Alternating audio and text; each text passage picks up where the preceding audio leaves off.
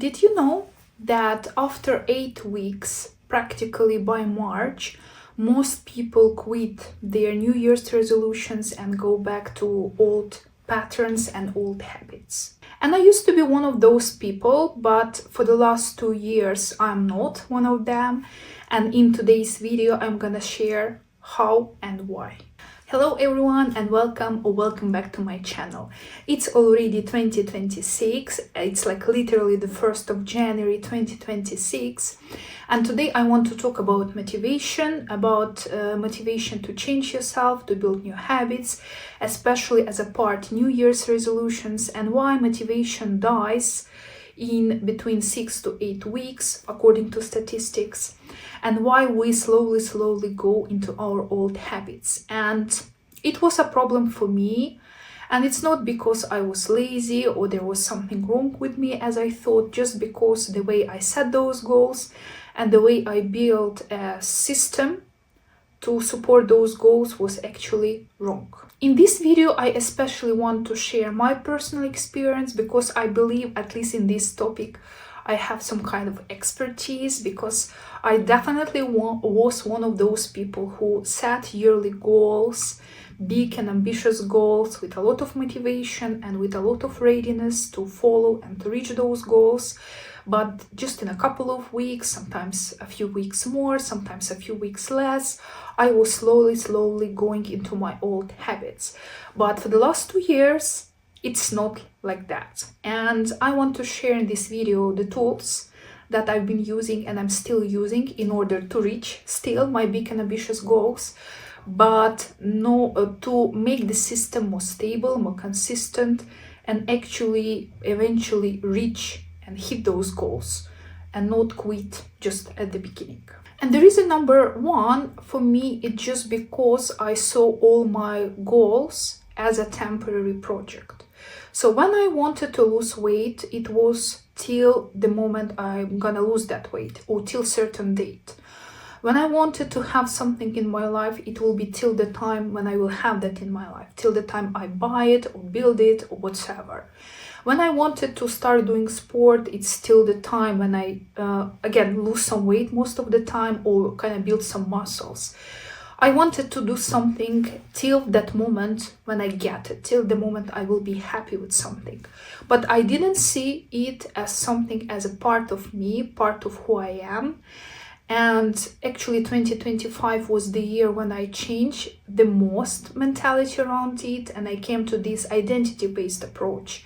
When I see my goals not like something temporarily that I need to reach by a certain date, but I saw it as something that I'm gonna keep doing till the end of my life, something as a part of my identity, because I am who I am and I'm like this person. So I'm eating healthily, I'm active, I'm doing sport, I'm paying attention to my nutrition, I'm paying attention to my level of activity, I'm trying to care about myself, I'm coming with this attitude that it's forever. This is not only for 2026, this is literally till the end of my life. So the question that I would like to suggest you to try, and this is something that I personally did, instead of asking yourself at the beginning of the year, what do I want to achieve, even though there is nothing wrong with this question, it's better to ask, who am I becoming? What kind of person I want to become? Not only in this year, but in general.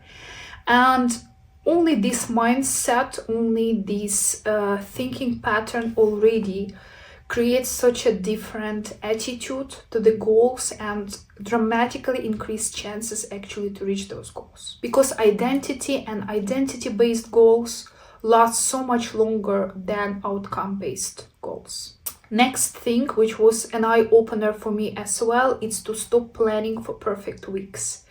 It's plan for bad weeks as well. For example, when the week will be perfect, when I have lots of energy, when I have enough time for whatever I want to do, probably my goal will be to walk 13,000 steps, do stretching, and have 3 homemade meals.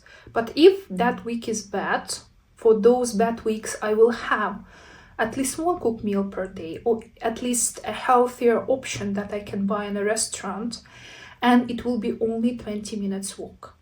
And this is huge because when we are motivated, especially at the end of the year, at the beginning of new year, we feel like, okay, I'm gonna be perfect, I'm gonna hit all those goals, and you are thinking about reaching those goals from the point of motivation and lots of energy that you have right now, but you're not taking into account your level of energy and your attitude and life practically, because you can get sick, you can travel, you can have bad days in general, you can have more problems at work, you can have days when you didn't have good night's sleep, and you are not taking into account. I was not taking into account those days, and since I started planning both for my good days and for my bad days, and seeing my bad days also as a part of the journey. So when I'm not able to do my workout, or when I reduce it dramatically, that day doesn't count as a failure. It still counts as a part of this journey.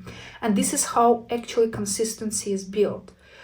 You cannot build it from this kind of perfect, unrealistic, perfect point of view, but when you come to it from the realistic point of view, this is when actually habits are gonna stick, and this is where you're gonna build that consistency, and consistency what actually bring us closer to our goals. So the question for this tool, it's what can I do on my worst weeks? What can be my minimum for my bad day? And you need to decide for yourself what that minimum could be.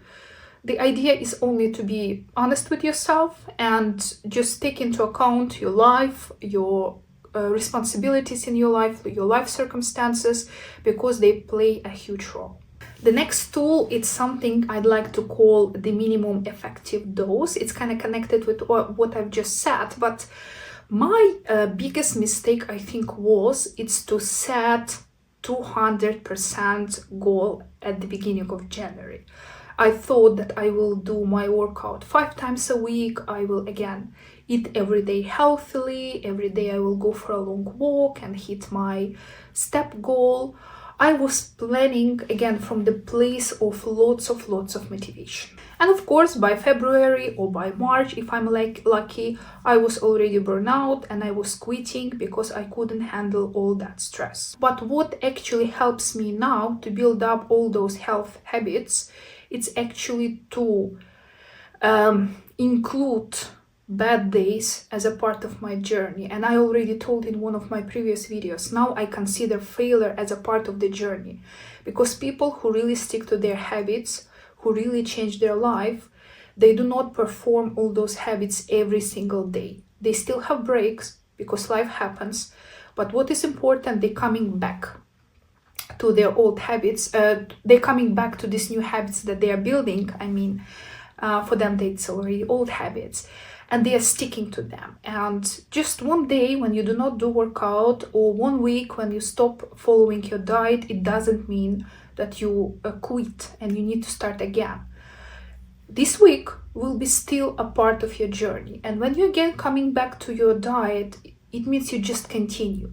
And it's so nice mentally when you see it not as a first day when you're on your diet, but as a day 200 when you're on your diet.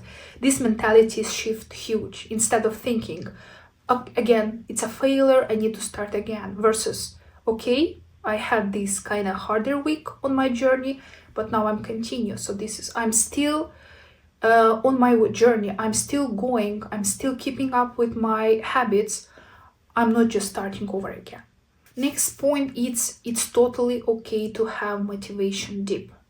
It's normal. We cannot be always motivated. And when those days happen, when you do not have longer motivation, instead of quitting, again, just adjust. Instead of walking 10,000 steps, walk 5,000 steps. Instead of making homemade meal, just buy something, but opt for healthier options. There are always kind of easier and softer ways to your habits. And again, the question is here, what could be the minimum amount of my goal, the minimum step connected to my goal that I actually can perform in this bad day? And again, be honest with yourself. Next thing, it's kind of new, that something that I started recently. It's about tracking my transformation tracking my identity change, but not only my progress. And I'm gonna explain what I mean. Instead of only paying attention to the amount of kilos I lost or to the amount of healthy meals I cook for myself, I actually looking on the amount of changes I implemented to my life as this new identity. When I stop blaming myself for something, when I stop overthinking something, when even though I had those bad days and bad weeks, I still came back to these new habits that I'm building. I'm sticking to my habits. When I'm changing the way I talk to myself, when I'm using a softer self-dialogue, when I'm showing more self-love and self-care to myself, when I keep caring about my body and accepting my body, this is the sign for me that I'm progressing. Okay, maybe I haven't lost that amount of kilos that I would like to lose, but I'm already doing so much more in terms of my habits, in terms of my attitude, that I ever did in the past. And it's not something dramatic, it's not something that gonna change my life immediately. It's kind of steady and sustainable and boring, but this is actually how I'm gonna build this new identity in a slow and in a sustainable way. Which kind of brings me to my last point. I no longer rely on willpower, because willpower, it's an energy resource, and as any energy resource, it can run out, especially if you have some stress at your work, in case you have a lot of responsibilities in your life. You cannot have enough willpower for everything. But what you can have is just to have less decision-making process in your head. Just stick to the plan, don't think, just repeat what you need to repeat. And I learned that statistically, people who do the same things, who just follow routines, who are doing every day almost the same, they actually successful, because change happen in not like one big dramatic day, emotional day. It happens with those boring, slow, repetitive moments. So just don't overthink everything. Just keep repeating what you decided to do. In this video, I would like to motivate you and also to motivate myself, and to show that we should not necessarily be in that group, I quit by March. We definitely can choose a different path, and it can be relatively simply done. As I see it, something that based on my personal experience, you practically need to follow only these 3 rules. First of all, you have to have a plan, a system that can survive those bad weeks.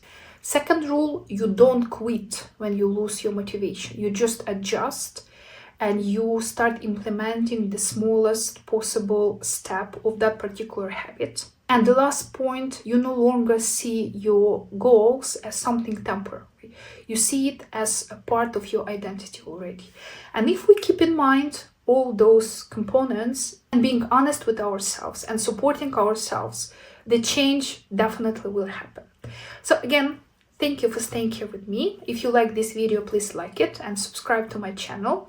And if you have some stories to share, some positive examples from your personal transformation, please leave them in the comments below, because the more stories we have, the more successful stories we have, the more tools we have that we can implement into our lives, the easier it is for us to reach our big and ambitious goals, because we do not feel that we are alone in this journey.